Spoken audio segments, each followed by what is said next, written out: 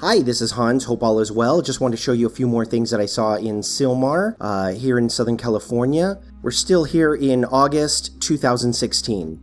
This first one I thought was very, very strange. First of all, it was green. It looks like some sort of a latex object. Looks like it has some film over it. Like it's got some sort of a membrane that seems to be surrounding this thing. Almost like a balloon within a balloon type of situation. But as you could see, that there's no necktie protruding from the body. I suspect that with a double balloon type situation, the necktie would be totally pronounced. Also, the other thing I found strange was the fact that it had two reflector points, one in the front and one in the back. I hope people realize that this is not normal. The reflection point in the front could be from the sun, not the reflection point from the back. This thing was heading from east to west. It looked round to me as opposed to oblong, which is a typical balloon shape, latex. The fact that it seems like it almost has a membrane around it. It looks a little strange. It almost kind of reminds me of some sort of egg, some sort of embryo within an egg type of membrane. You know, when I call, I usually ask them to teach me something. Is this some sort of egg, perhaps?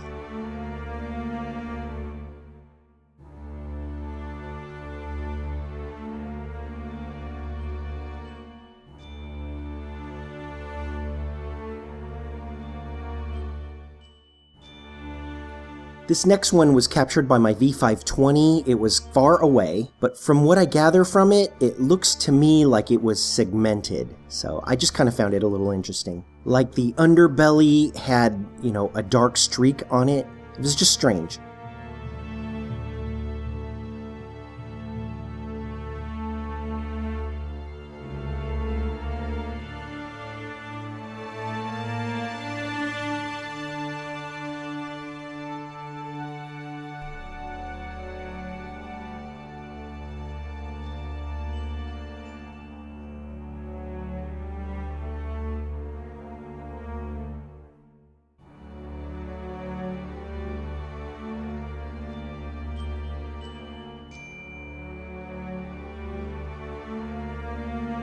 This next one is what I call a classic sinker swimmer. The only thing that's really not classic about this one is the fact that the top one, which I call the swimmer, is not so describable. As you could see, it's kind of perched on its side, but it's holding up like a dead one. This is what I call the sinker. And usually the sinker is the one that's a little bit indescribable. Now, if this one is an anomaly, it's just hitching a ride from a regular balloon and really doesn't have to worry about birds attacking it. Now, with a typical two balloons together and one happens to die, whereas the other one, you know, carries it along, you know, they're usually attached by its tether. Now, when the tethers are tied together, usually there's some sort of a knot. As you could see that there's no like rat's nest or there's no knot associated with the two tethers. So in this case, the end of the tether is directly tied to the sinker balloon, which is kind of strange to me. I'm hoping people see what I see. The sinker is 25% the size of the swimmer. Does the sinker look like a latex balloon to you? To me, it looks like a taco. And look at where it attaches. Does a mini foil balloon fold over like that? I'm just saying that when you look at something like this up close, it takes on a different identity. Like you don't know a duck decoy unless you see it up close. Also, people have to keep in mind that foil balloons cannot lift up the weight of a dime. A full live foil balloon cannot lift up a dead foil balloon. It's just too heavy. This thing is streaking across the sky. It's not coming down. I've had a helium-filled foil balloon that I've kept until it could not fly anymore. And I actually videotaped it at when it couldn't fly anymore. I just wanted to find out what it looks like at the verge of it not flying.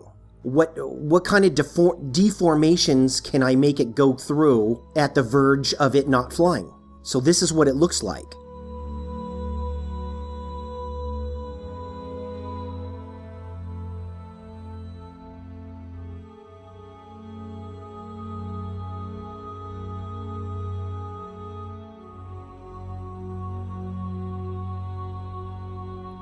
So here's one that I captured the other day with gaping deflation. This one probably shouldn't be flying. Dead balloons shouldn't be flying. If this thing is being kept up by a wind draft, wouldn't we be seeing distortions in the tether?